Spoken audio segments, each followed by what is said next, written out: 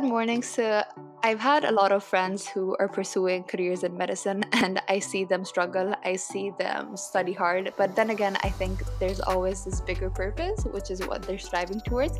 But today's guest specifically had to make a decision between deciding to pursue a medicine or go towards entrepreneurship. And in the end, he decided to pursue something specifically in entrepreneurship, and after which he founded his own business. Let's welcome Reza on 10 Minutes of Hiding Wisdom, where he will tell us about why he made a specific pivot, how his journey has been so far, and whether his company is hiring or not. Hi, Reza. How are you doing today? Hi, Manal. Doing good. How are you?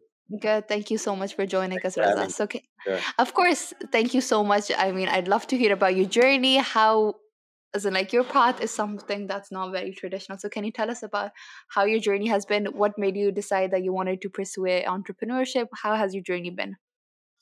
As you mentioned, I'm in medicine. I was actually in my postdoc at plastic surgery. I was getting prepared for starting my residency. And so I was at the point that I had this option to, going into a 6-year residency and then starting for, probably another few years for, subspecialty. And I was always dreaming of entrepreneurship because I have a family that are half entrepreneurs, half doctors. And so I chose medicine at the beginning, but I always had this entrepreneurial drive inside me. And then I was like, okay, there is absolutely zero chance that I would start residency and do some entrepreneurial actions as a side action. And I talked to my professor, and they said, "Oh, there's absolutely zero chance that you can be able to do that." And I was like, "Okay, then goodbye, medicine. I like you so much. I've been doing a lot for medicine for being a doctor, but there is something that drives me more crazy, and that is medicine. I love that is entrepreneurship. And I love entrepreneurship. So yeah, that's how I chose it. Oh wow. So what was your family's reaction? Were they like, "Oh, yes," or were they like, "You just left a good career to go towards something that you don't really know would provide you results?" What was their reaction? Were they over the fence? No, my family reaction was funny. My mom still cannot accept it. Still, she's telling me that you lied to me. You said I'm gonna become a phenomenal surgeon, and now you say I want to become a big entrepreneur. It's like they can't accept it. My mom especially, but the other ones kind of got along with it. I think moms are usually the ones that take a lot of time to wrap their head around new ideas. So I can definitely see why she was like, "Oh, I'm," as in, like, you lied to me and everything. So I can completely understand that. But as a there was this risk that was involved when you actually pivoted towards a career that you did not know would actually lead to success. How, according to you, what makes an entrepreneur successful at the end of the day, knowing goes into a journey not knowing what the results would be? If I would say two words are connected to entrepreneurship, are risk taking, being a risk taker, and then the other one is being a problem solver. So if you have these two as a part of your personality and character, then you can be a good entrepreneur. Your lack of knowledge, your lack of experience, all are gonna get solved. You should be an all day, everyday learner, avid learner. But if these two are not a part of your personality, you probably are gonna have harder job to become a successful entrepreneur. So for me, it was all about taking a risk. So I gave up medicine without having any any mentality of what I'm gonna do as an entrepreneur. Just wanted to do something that I could help more people and solve more number of problems. So with that being said, I got into starting my career as an e-commerce seller, and then I figured the problems that online sellers had, and then I started making a company that was built around solving the problem. And then I found a bigger problem, which was our online environment, which is very, uh, I can say, getting manipulated by fake review providers, where we are buying diaper for our baby, where we are buying important stuff that we need for our everyday life, and we receive reviews that are supposed to be equally to word of mouth. But at the end of the day, we see that, oh, they are manipulated so heavily that we buy a 5-star product and we receive at home is junk. So we should there should be a better way. So that's how Revioly got into life, to become the de facto certifier of product performance, whereby an emerging product, where when it is rated by Revioly, I as a user, because I trust Revioly so much, I would trust on Revioli's reviews because I know they are authentic, I know they are descriptive, they talk about attributes of the product much more than the reviews that are on that retailer, that the store, that shop, which we saw a lot. I mean, I know it's too much talking, but there was a No, there no, was a I'm trimmer loving it. I saw on Instagram. It had 11,000 reviews, 4.9 star, 11,000, 11,900 something, and it was like beautiful videos and stuff. I was like, okay, I have trimmer, but I will get it. It looks crazy, and I am in this industry for years, and I was like, okay, I will get it. I was very excited. The product came, it was absolute junk.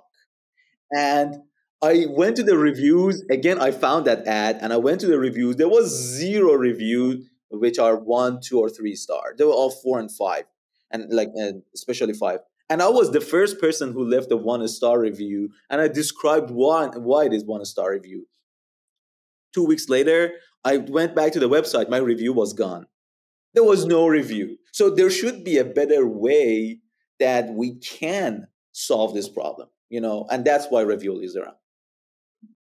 Okay, well, I can definitely see, because from what I had learned when I was studying business, there was a lot of people that said that a lot of companies leave good reviews for themselves. So when customers are actually buying products and everything, they come across only those positive reviews, and the negative reviews are often filtered out. So it's good to see that companies, specifically Ravioli, is focusing on actually providing both the good and bad reviews to customers, and it can be a reliable source of information, because at the end of the day, word of mouth is something that's very important, and you're more likely to buy something when you know that it's much more credible, it's much more reliable. So good job in identifying that problem, and I can definitely see your risk taking and your problem solving skills coming into play here.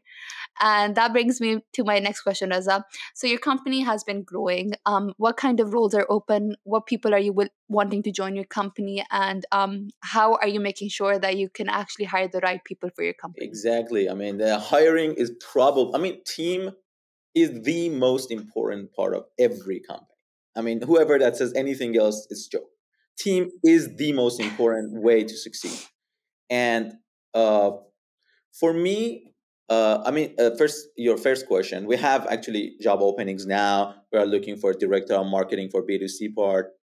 We are having opening for data scientists, for developers, for back end, front end, UX UI experience. And besides those, now backing back to your second question, what matters for us? I mean, I don't see we are different from others, and I think that the rules are pretty much the same. And but for us, if I want to say what my method is, so I would kind of say that the process of hiring uh, is it's composed of two sections. One is the have tos, as a as a job seeker, what I have to do if I want to go to the meeting, and one is what is better for me to get done. For example, for me, uh, as a recruiter, and myself, another hat that I wear is being a recruiter.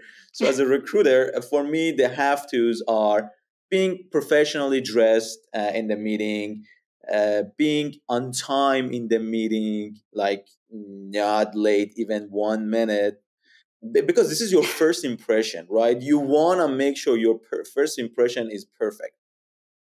And of course, the other thing is being energetic in the meeting, so you can you can transfer your inside feeling to that person, because it's at the end of the day, everything is personal, everything is about networking, everything is about influencing the other side of the table. And so these are the stuff that are prerequisites. But then there are some parts that for me in a specific matters so much. I mean, what I believe is that I should personally have a conversation with our candidate, regardless if that person is a C level or VP or is our customer service rep. I should talk to everybody. I should make sure that that person has our culture, can agree with our culture. So we have, every company has its own culture, and it's important, if you ask me, that you as a job seeker would go study that company before going to the interview. Just deep dive into their website, try to talk to some people, try to check out their LinkedIn page, try to check out their, the different people inside that company, and see what kind of attitude they have on their posts, on their social media, so on and so forth. It will give you information. You want to always be able, you want to be a sponge on collecting as much information as possible, and then you get the Okay. culture, and Go ahead. boom, everything else is going to be easy. Nothing matters after that. That's true. I think organizational fit specifically is something that's so important these days because sometimes you might hire someone and then they're like, I just don't fit in.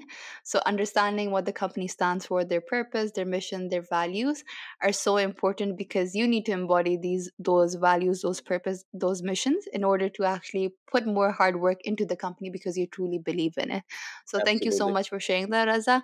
But that is all for today. It was an absolute pleasure having you as a guest, learning about your journey, learning about how you pivoted and managed to be a successful entrepreneur. You are definitely an inspiration for those out there who are struggling and who might be scared to take that step. So thank you so much for coming on the It was show and great sharing being about here. this Thanks journey so with much for us. having me.